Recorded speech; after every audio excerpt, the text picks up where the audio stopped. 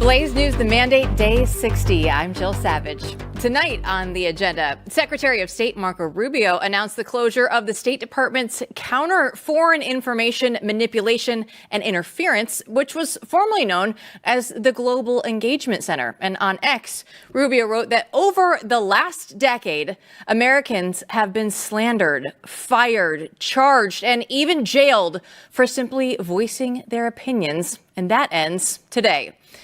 President Trump gave us an update on trade negotiations in a Truth Social post. Japanese representatives met with Trump and Treasury and Commerce secretaries to discuss tariff negotiations, the cost of military support, and trade fairness. Dan Caldwell, a top advisor for Defense Secretary Pete Hegseth, was escorted out of the Pentagon yesterday and put on administrative leave over claims of unauthorized disclosure of information. Now, the Pentagon has been investigating leaks ever since that Signal group chat mess, but so far, there's no evidence of linking Caldwell to it. Remember when Donald Trump called out Maine Governor Janet Mills for allowing men to play in women's sports? But I understand Maine. Is Maine here, the governor of Maine? Well, are you not going to comply with it? I'm complying with the state and federal laws. We are the federal law. Well, you better do it. You better do it because you're not going to get any federal funding at all if you don't. And by the way, your population, even though it's somewhat liberal, although I did very well there, your population doesn't want men playing in women's sports. So you better comply because otherwise you're not getting any federal funding. See you in court. Every state, good. I'll see you in court. I look forward to that. That should be a real easy one. Well, the Trump administration is following through with that threat, taking Maine to court for violating Title IX. Now, Maine State Representative Laurel Libby voiced her support for Trump's policies protecting girls' sports. Governor Mills and legislative Democrats, along with the Maine Principals Association, continue to persist in discriminating against Maine women and girls. They are out of alignment with 2/3 of Mainers who believe that biological males have no place in girls' sports. Secretary of the Interior Doug Burgum transferred over 110,000 acres of land along the southern border to the United States Army for the next 3 years. Watch. Doug Burgum as he signed these documents, transferring a stretch of land along the border to the military for 3 years. It's all part of the Roosevelt Reservation, which runs through parts of New Mexico, California, and Arizona. Secretary Burgum toured the New Mexico section, an area known for illegal crossings, gotaways, and smuggling activities. And the cartels, in many cases, they've got more funding, they've got more incentives, they've got more determination to do it. I mean, we're up against a real enemy here. We need to make sure the border's secure, not just to protect the citizens from bad actors that are entering, but it's a real effective national security. Vice President JD Vance isn't buying the due process excuse for not deporting illegal migrants. On X, he said, "We need more legal process to execute an American than to send an illegal alien home." He called out the hypocrisy, asking critics whether their plan is to deal with the millions of Biden-era illegals because it doesn't include mass deportation. Then they clearly don't want border security at all.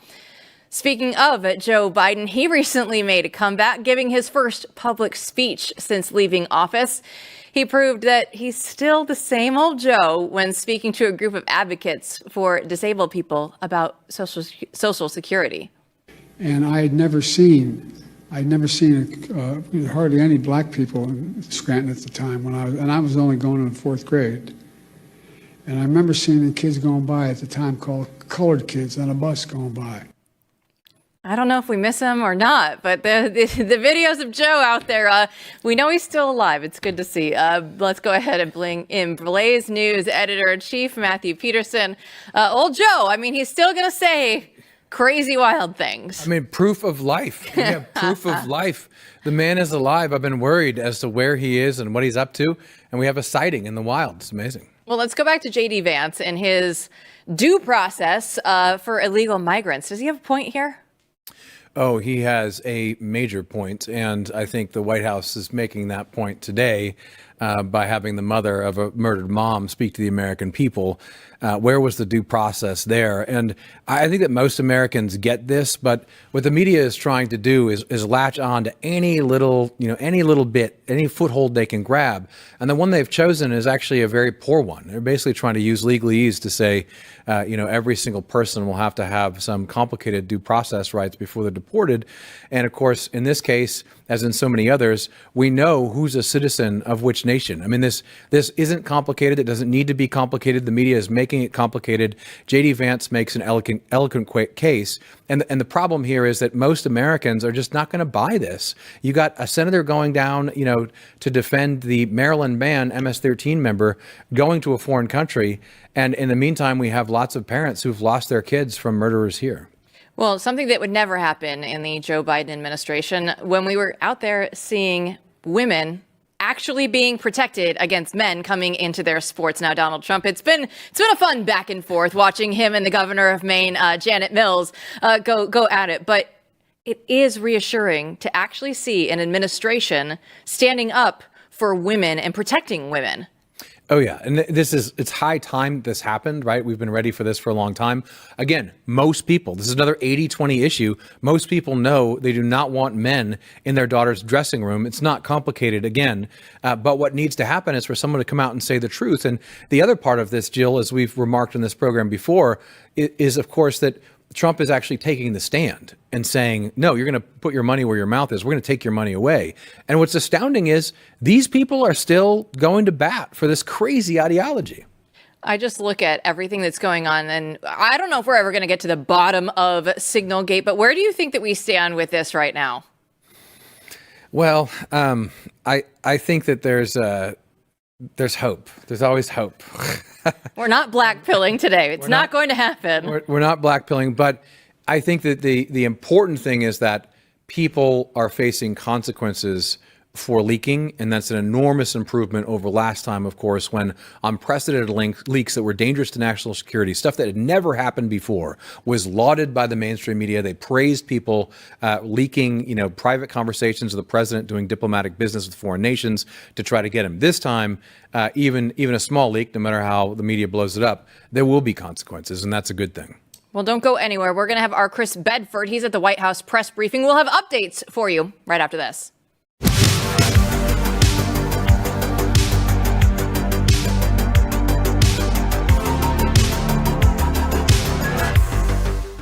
Well, here we talk about the tariffs all the time. They've kind of thrown the global economy into chaos. We see it right now with the stock market. So you see the potential widespread inflation if you tie that to the massive supply chain disruptions that are weighing heavily on us. But there is a silver lining that most people have missed. President Trump specifically exempted gold and silver bullion from these sweeping tariffs. So while these new policies are triggering significant financial chaos, the administration has preserved your ability to diversify into precious metals. So if you're concerned about your savings, I encourage you to go get a free consultation with Birch Gold Precious Metals Specialists.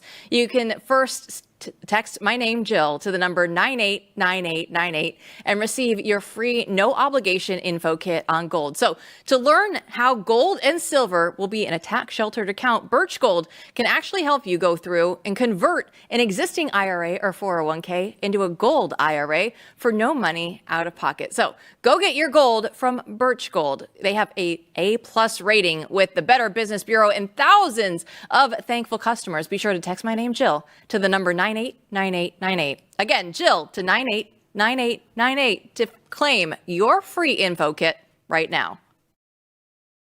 Our senior politics editor, Chris Bedford, went to the White House earlier today for a press briefing by White House Press Secretary Karoline Leavitt, who had a special guest. That guest is Patty Morin. Now, she's the mother of Rachel Morin, who left behind 5 children after she was murdered and raped by an illegal immigrant from El Salvador. And Leavitt began the press briefing by highlighting some of the crimes committed by Kilmar Garcia. He's an illegal immigrant and an MS-13 gang member who was deported by the Trump administration. The court ordered that the respondents committed the following acts of abuse. Once in May of 2021, assault in any degree, And on May 4th of 2021, he punched and scratched his wife, ripped off her shirt, and grabbed and bruised her. This is from a court in Maryland. So not only are Democrats rushing to defend an illegal criminal foreign terrorist gang member, but also an apparent woman beater.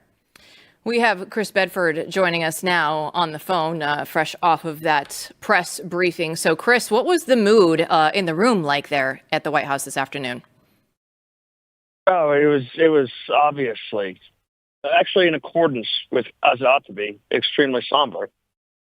People hadn't known what to expect. We got the guilty verdict for Rachel Morin's murderer today, which was a great vindication. I mean, in a country, in a state, Maryland, by the way. I live right next to Maryland, used to live in Maryland, where illegal immigrant gangs have operated with impunity since I was in college, which every day seems to get longer and longer ago. To actually get that guilty verdict and get that justice served, we'll see what the sentencing is, excellent news. So the reporters weren't sure what to expect. They weren't sure if the president was going to come out. They weren't sure if a cabinet secretary, Elon Musk, whoever knows.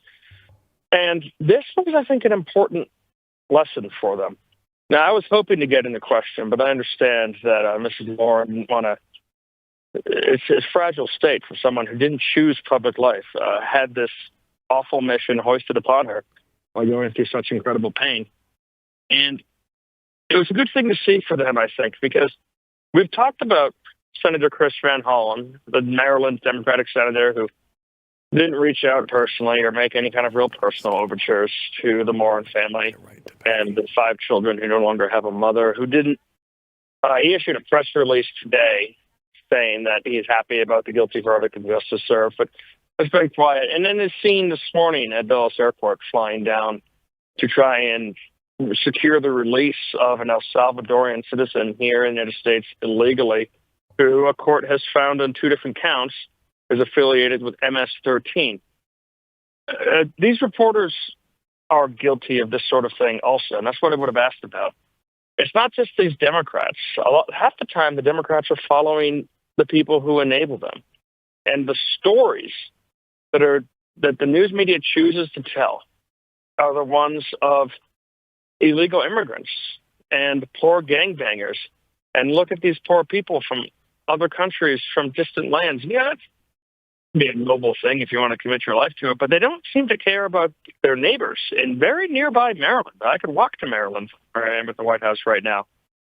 They don't seem to care about the people in Northern Virginia, which is overrun with gangs, or the people along the southern border, or the people in Chicago, or the people in New York, and those stories. So to have them have to sit there, and they did so respectfully, quietly, and listen to the impact of these policies that make them feel good. They feel the reason why they push this insane stuff is it makes them feel good to say America's good. I'm wealthy. I'm successful. This stuff doesn't reach out. This stuff doesn't impact me. It doesn't hurt my children. And that's probably what the Morins may have thought. It doesn't impact my children. And then one day, that incredible violence and evil was visited upon this young mother in a place where she didn't expect it.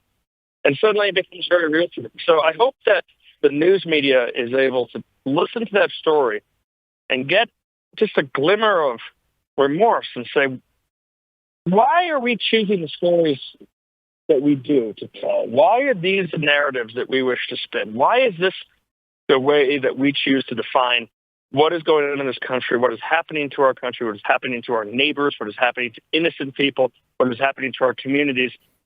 And maybe they come to the conclusion that they want to do it anyways. Maybe they say, oh, you know what, I can sleep well on a pile of money, I don't care. But I hope maybe there's at least a person or 2 people, hopefully a lot more, in that room today who heard that story and said, I want to serve the voiceless. I want to serve those people who've been ignored. I want to serve my neighbors, and I want to serve my family. And I want to tell these stories, even if it makes the Democrats uncomfortable. Chris, I want to run through. We want to run through some clips and get your reaction, having been there for this incredible moment. Levitt also called out the Democratic senator, of course, for supporting Garcia's return. Let's take a listen to that. It's appalling and sad that Senator Van Hollen and the Democrats applauding his trip to El Salvador today are incapable of having any shred of common sense or empathy for their own constituents and our citizens.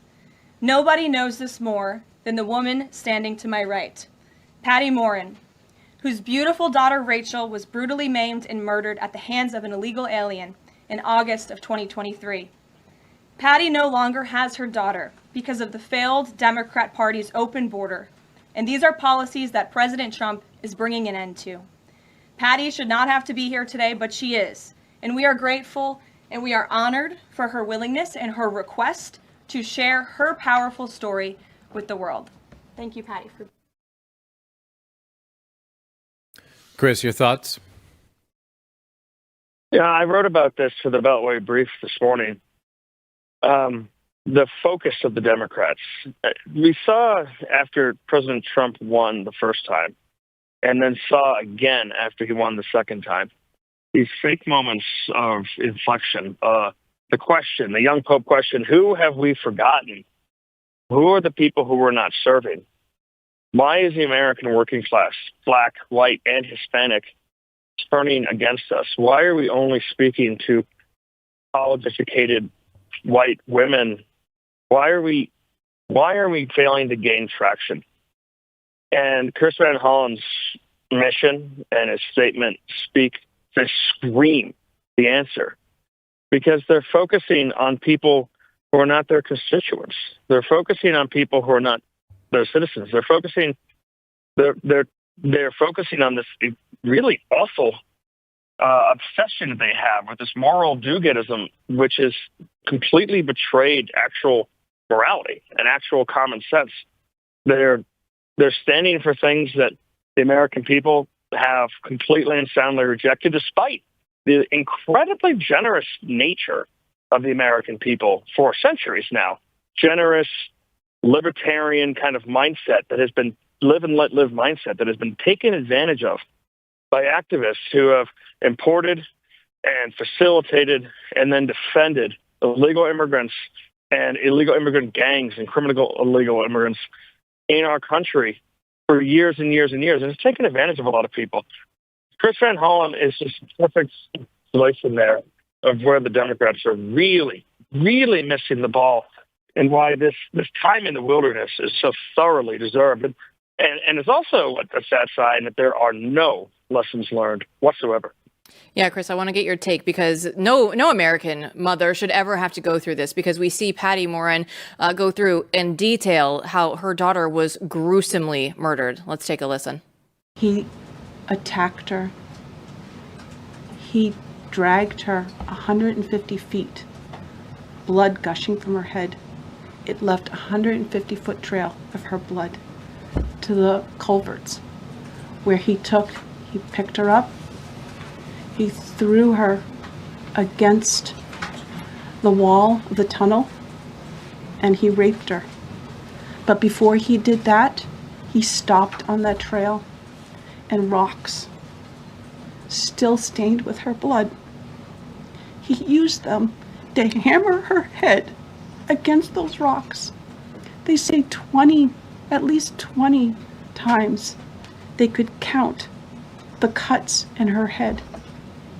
They said that when they did the autopsy, and I've seen the pictures, there's a 6-inch square in the back of her head where the skull is shattered the way that you would crush an eggshell.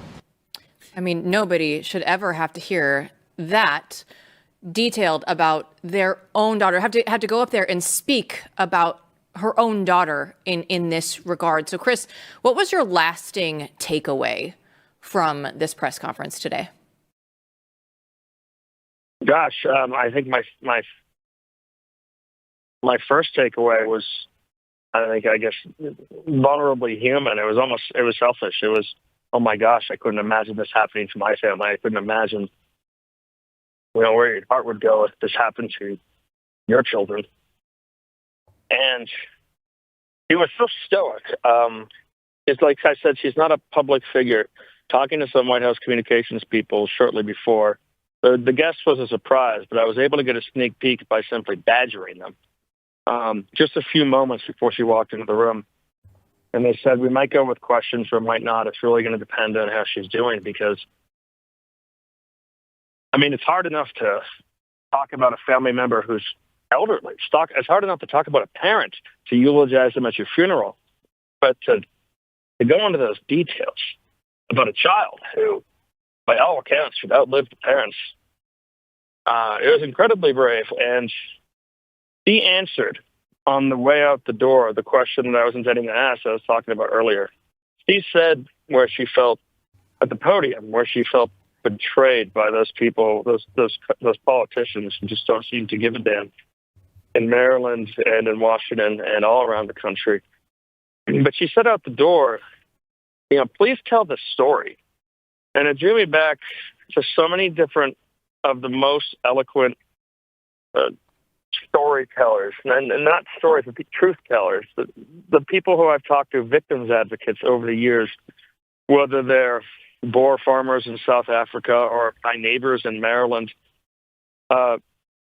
people who are able to walk out and they have that moral high ground and that badge of authenticity, not because of the colors, because of their religion, or not because of the political party, but because of their actual lived experience, which is something we always talk about, and especially in culture, the actual things that they have gone through, the actual things that they have seen, and the poise and dignity that they maintain while talking about the most awful things that can happen to you. Her line about how you can't explain to your husband or anyone else what it's like the first time you hear a baby can't. How you know what the gender of sex is. And then how you can't explain to anyone what it's like when that's taken away. I mean, that's why you ended up seeing my old colleague from the caller, CNN's Caitlin Collins, say, thank you for coming. And that was just the only comment. The press, when she left, the press room was silent. There wasn't the usual hubbub. There wasn't the yelling of questions. There wasn't, and by the way, I think we would have seen that in the first term. Questions about the trade war, questions about the economy, questions about the stock market. It was just silence, and that was that alone was witness to the testimony that she gave.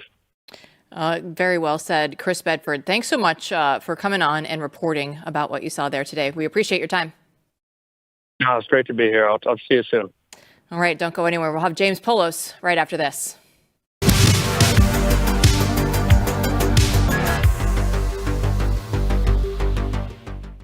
Well, when we look at what's going on right now, we definitely need to move ahead with a new frontier. And there's a Frontier magazine by Blaze Media that our Matthew Peterson is just happening to browse through. Oh, is that you over there? Sorry, I didn't. I'm sorry. I'm busy reading over here. This is Breakfast with Epstein by James Poulos. Have you heard of him? I have heard of him. Show. He's going to be up next. It's an incredible, creepy story. And that's just one of the many things you'll find in Frontier.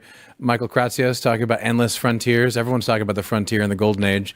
And that's why we made the magazine for it. We absolutely are. And there's only one place, though, that you can get it, and it's Blaze Unlimited. So if you go to blazeunlimited.com/BNT, you can go through and unlock your subscription right now before we sell out again. So when you do that, though, you not only get this second beautiful issue of Frontier magazine, you also get the digital version of issue 1, which is just as incredible. So it's not about just reading Frontier, it's about living it. So don't wait, go get it now before it's too late. It is blazeunlimited.com/BNT.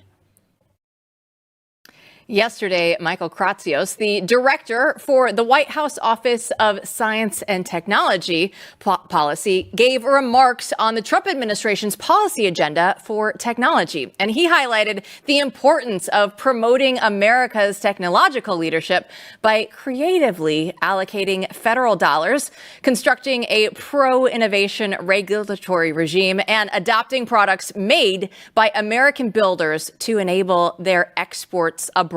So James Poulos, he is the host of Zero Hour on Blaze TV, and he joins us now to discuss. So James, what was your main takeaway from this event that went on yesterday? Well, Jill, this is really a sort of statement of intent here. This is the highest level pronouncement on what the administration's tech policy as such is going to look like, coming from a guy who was there the first time around. Kratsios knows his way around the White House for sure, and he's stepping out now. This is his homecoming, and something to take very seriously. So, what do you hope to see? What do you hope to see from the Trump administration, and does this fit with that? Well, yeah, I mean, I think the big pull quote from this particular address is, of course, Kratsios referring to technologies that the United States has under its command or control that can change space and time. He says that they can, I think, destroy distance. Now that, has a lot of people talking about maybe he's referring to UFOs. Maybe this is the beginning of some part of serious disclosure on the part of the government. There have been rumors for a long time that this is all kind of like US versus China technological competition, and that the US wants to kind of reveal these things to China in a controlled way. I don't know. We'll see. The next line after that was we have technologies that basically make things grow. So I think he's talking in a little bit more comprehensive terms about kind of the real depth and scope of the technological resources that the United States government has.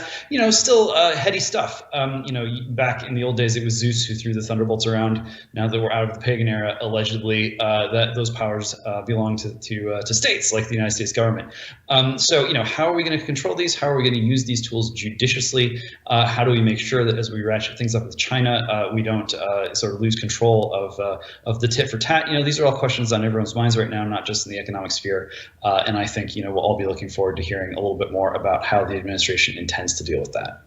So because it's fun, let's go into this, the UFO thing, because I saw that too. And I was laughing because, obviously you could be talking in a sort of broad language about how technology does, change time, makes things faster, and so forth and so on. We can travel faster through space, et cetera.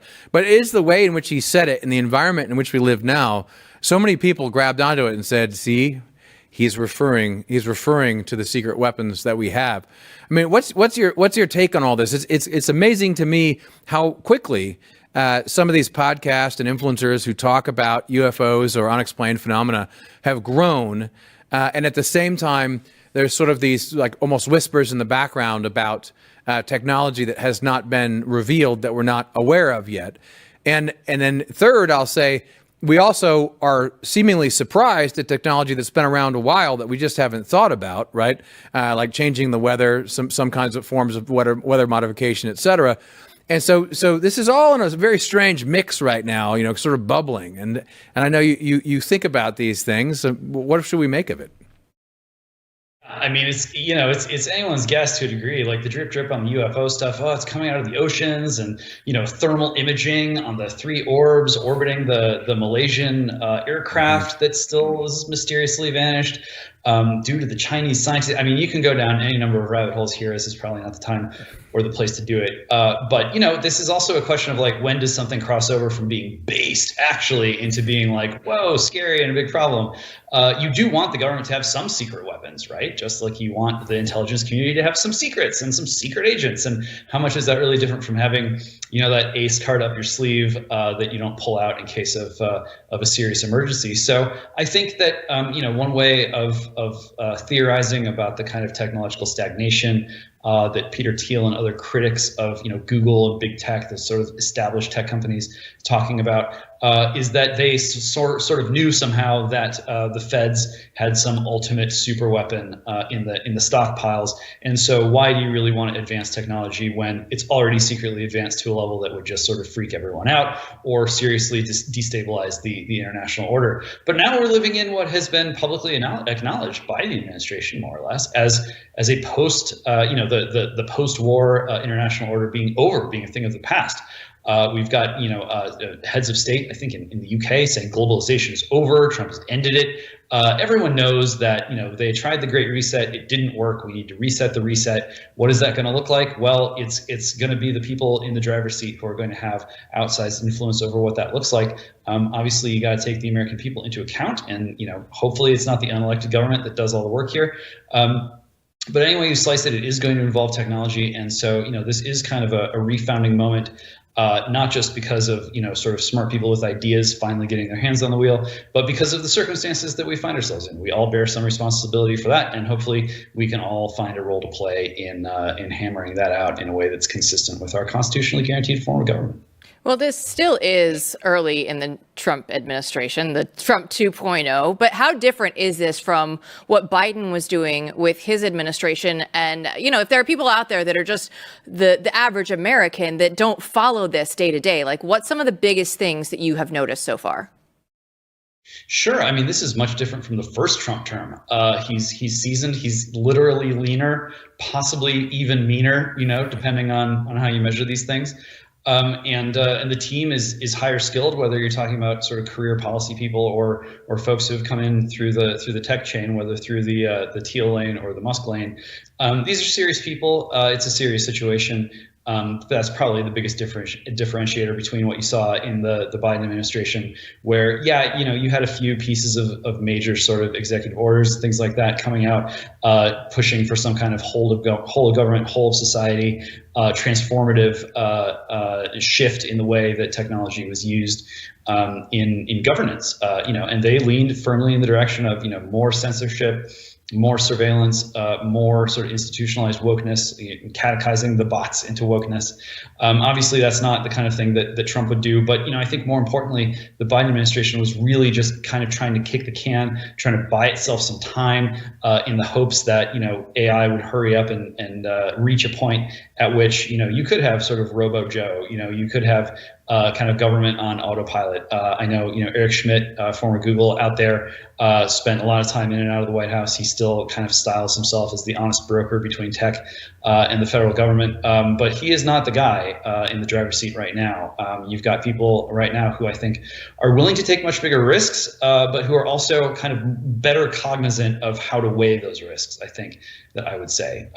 This is a dangerous moment. It's a precarious moment. But I do think that the urgency that needs to be had in again, just sort of fundamentally doing a reassessment and a reboot of the whole sort of grand strategic suite of American policy on tech, on the economy, on finance, on military affairs, and of course, sort of domestic security and ultimately the fate of the American people. A lot of people are sick, mentally, physically, spiritually sick out there. And if no one can spare a thought for the poor American people, then I think, honestly, it doesn't matter how smart your guys are, how many of the right switches they flip.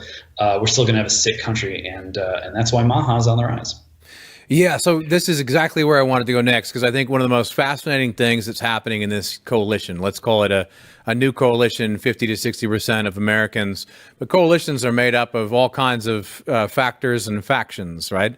And what you see developing, and what I've observed over the last few months, is something that really needs people like you, in there working on and helping to shape. And what I mean by that is there is a contradiction. Let's be real between the technologists and MAHA, and you could see it in the early days of HHS as they're putting together that group of people. Sort of tech is ascendant, so you got your Teal world out there, many people associated with Peter Thiel, amazing group of talented people. You have David Sachs in there. You have, Kratsios is doing this stuff and rolling regulations back, doing some common sense things. But where the rubber's going to hit the road is when it comes to making Americans healthy, I think, because there are certainly some people on the tech side who seem to have less sense of limits. They might be transhumanists, right? They have very different understandings of human nature. And then you also have this MAHA side, which, at least at first glance would look to be, this isn't tech at all. In fact, it's about getting away from big pharma and, science gone wrong. So what do you make of that? There's so much here, and I think I'll just use kind of one, hot button issue as an example of what's at stake and kind of how to navigate our way forward. I mean, you look at something like IVF, right? And you've got people on one side of the debate, some of them coming at it from an explicitly Christian standpoint, others from a kind of broader, more ecumenical standpoint, saying like, look, it's not the same. Having a baby the natural way is not morally the same as having a baby with, a trail of dead embryos behind it, or, embryos who are sort of stuck in suspended animation in the freezer for, potentially forever. You don't know. And then you got folks on the other side saying, look, populations are going down, and, sure, people are not in good health, but one consequence of that is you could have the population crashing unless you allow people to kind of have as many kids as they can using these sort of teched up ways of reproduction. Yeah, it's an interesting debate, and we all have our sort of proclivities and feelings about this, and that debate will be had, it can be had, it needs to be had. But from another standpoint, right, if you look at the body politic and you say, look, a lot of Americans are just not doing well. They're not healthy. Their longevity is bad. Their T count is bad. They're on 5 different SSRIs. I mean, we know all these stories. We know the anecdotes. The science is settled. America is not well, right? Just having more babies is not going to fix that problem. It's not even going to ameliorate that problem necessarily. It might make it worse. Look at what happens to so many of the kids that we already do have. They're among the most unhealthy people in America, right? Same thing with immigration, legal immigration, illegal immigration. So you bring in, 100 million, 200, 300 million, Indians, Mexicans, take your pick, right? If these people are just going to be the next in line to be fed into this machinery of institutionalized illness, that's not a solution. And so, when you're thinking about what solutions are actually going to help make Americans, plural, the American people, healthy again, it's not something that you can just slap a policy Band-Aid or a tech Band-Aid on. I think, fortunately, things haven't gotten so bad. We're not South Korea levels where you're like, well, it's either clones or we're dead, right? Fortunately, we're not there yet. So let's take the action now where we don't have to rely on, robots or a trail of dead embryos or a bunch of people who really aren't Americans just being sort of rushed in order to try and plug the gap. We still have time to do it a better way, and I think that's ultimately what MAHA is all about. Do you have any, I'm curious, so Kratzios says, basically stagnation was a choice, I think was his line, and that we chose stagnation for a long period of time. And now he's here to, get rid of that, and the golden age is a choice, and we're going to choose that direction. So as we get to this deregulation, I'm assuming all of us, we all think like that's going to be good, and there's a lot of that is bad. Is there anything you are concerned with when it comes to, technology moving forward, unregulated? Every person is going to have their own concerns, and most of them will probably be valid. It's very easy to see how things could go horribly wrong. I think a lot of the tech bros, they have a point when they're like, look, we've all been raised on these sort of dystopian narratives. Like, we get it. We know the script. Everyone has their identity very secure. Who am I going to be in a dystopia? I'm going to be the victim. I'm going to be the rebel. I'm going to be the anarchist. I'm going to be the martyr. Everyone kind of knows how that script goes. And at a certain point, it can become self-fulfilling prophecy. Few people have that script, know what their identity is in the good narrative, in the good timeline, right? In a golden age, who am I? What should I even do? Why should I get married? Why should I have children? Why should I get out of bed? Why should I not let the robot take my place?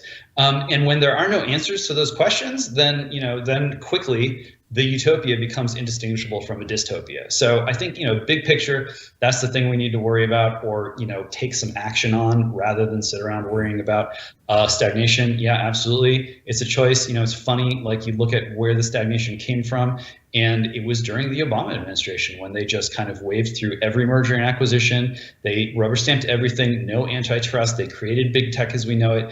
And that really spawned the stagnation, even though at the same time you had kind of runaway breakthroughs in the internet, in social media, in sort of like Wi-Fi and cell towers, all that stuff. Huge amount of quote unquote progress, but the overall experience was one of stagnation. It was one of people just kind of sinking deeper and deeper into the endless scroll, the content feed of their phones. So yeah, let's get away from that. But let's also realize that, even in a golden age, you look back through history at times when people living in that time referred to their time as a golden age, right? You had some during kind of the height of the Spanish Empire. You had some during kind of the height of the Byzantine Empire, and they still had problems. They still had wars. They still had like deep-seated theological disagreements, massive social challenges. A golden age is not a place where there are no problems. It is a place where you have golden age problems. And we can laugh and joke about first world problems, but there's still problems. And so,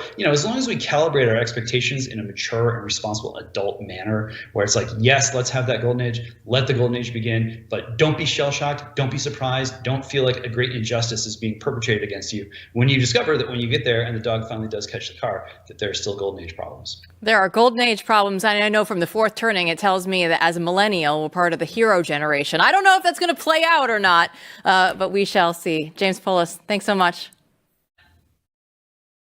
The mandate is merging with internet culture. We'll have the official memes that you've cooked up. Stay tuned.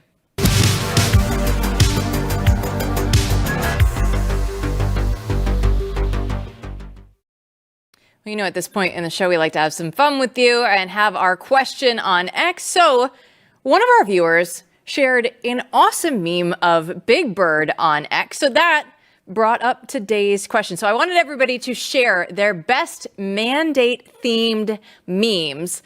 So here are some of the best responses. We have Fred Bell, who often comes into the show. That as a bald eagle with the mandate with the American flag on it, Peterson, I don't know that it gets much more patriotic than that one. Easy, says the mandate. We love it. We look at our buddy, our coworker, Rob Eno, and these have been sweeping the internet. If you look online, you'll definitely see the action figures. It's a big thing with ChatGPT that they're doing. But we have Donald Trump. We have a MAGA hat. He has the mandate. Now, he was unfortunately only carrying a chain that has a number 7 on it. But that's kind of the thing that you get with ChatGPT sometimes. Sometimes they're not perfect, but they'll still do. Yeah, I was wondering, 7. Okay, he could make something up for that. Rob could make something up for what that means. It's a lucky number 7. Mm-hmm. Yes. But you have some more as well. Well, the interesting thing is that the White House has gotten into this action just as we have, and they've asked people to show them the cuck of the week. Put this up here. So this is quite something.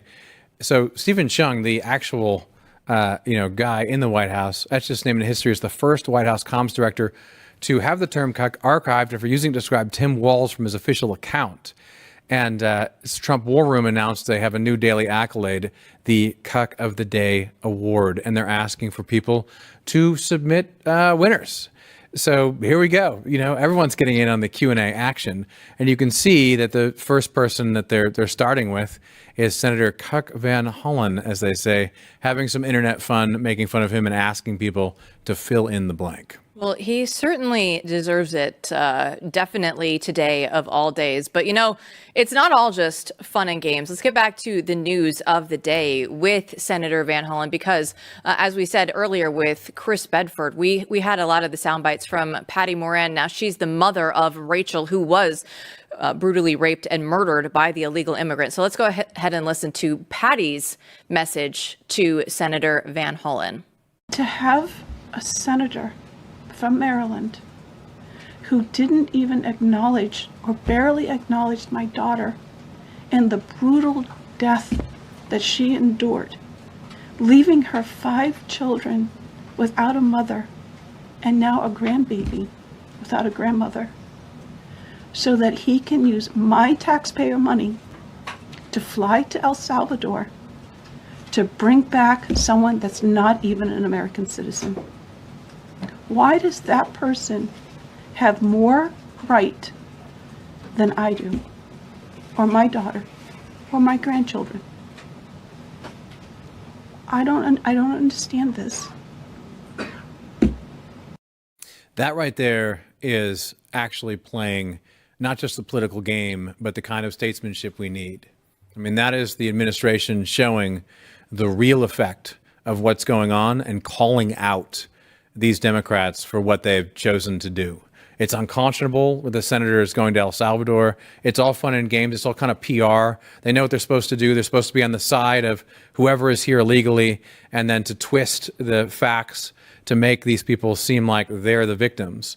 But what the Trump administration just did is show the American people an actual victim and the actual result of their policies. Because we know at some point in time, we would get an AOC going down to the border and pretending to cry, in her white outfit and just trying to go through and make this a spectacle.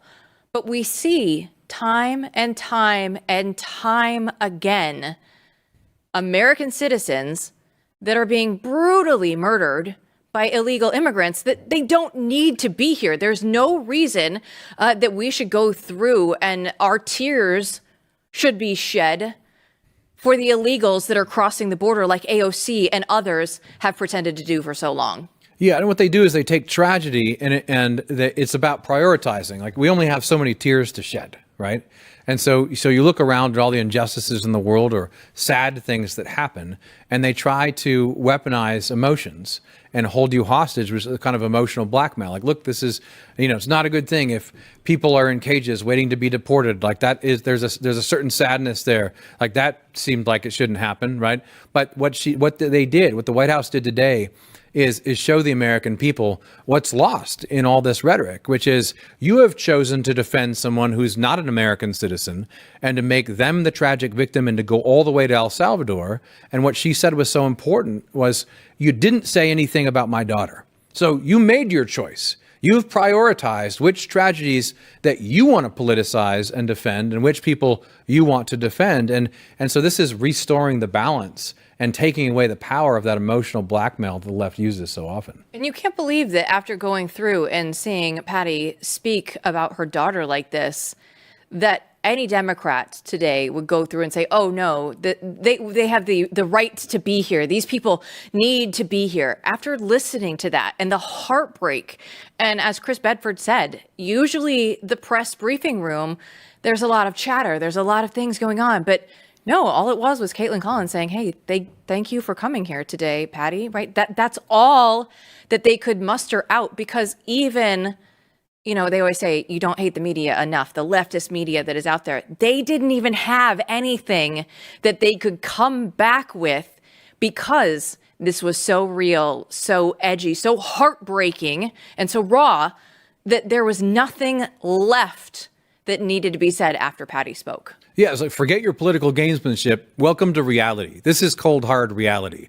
Can you deal with that? And it turns out you can't really say anything to that. You'll just have to be silent and walk away, because this is a reality that is in your face. And notice also, she got through this very heartfelt and, horrible thing to have to do in front of the entire American people. And she got through that in sort of a stoic fashion and articulated herself very well. It wasn't a game. It wasn't an act. It was exposing reality to the American people. And that's really, really important right now. And what's happening is it's really destroying a lot of their rhetoric and gamesmanship. It's just melting in thin air. I mean, I don't know how you respond to that. And she was authentic. I think that is the thing that people are looking for. They're striving for authenticity out there. And, congratulations there to the Trump administration for giving her a platform to make this just an issue that no one will be able to forget anytime soon. Thanks for watching, everyone, tonight. We'll see you back here tomorrow.